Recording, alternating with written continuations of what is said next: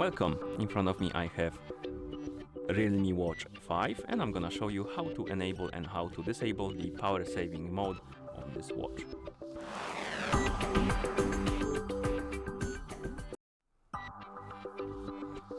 So basically, like the name suggests, power saving mode saves more power on your watch. Basically it disables some of the functions of the watch to prolong the life of your battery, and this could be useful, for example, if you know that your watch is low on the battery but you want it to survive till you get to a charger or something like that.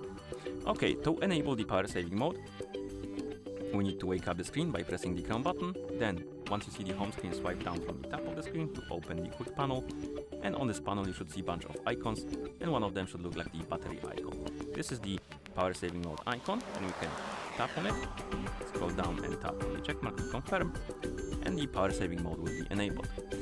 And that's how it looks like. You have time, date and battery level, and the rest of the functions are a bit limited. For example, the screen is quite dim. Also, you can't really open the settings or other apps. You can only open the sleeping, heart rate, SpO2, so basically blood oxygen, my bad, and what else is there? And the training. Other apps are kinda disabled or blocked. And if you try to swipe left and right and stuff like that, all of it will be disabled basically.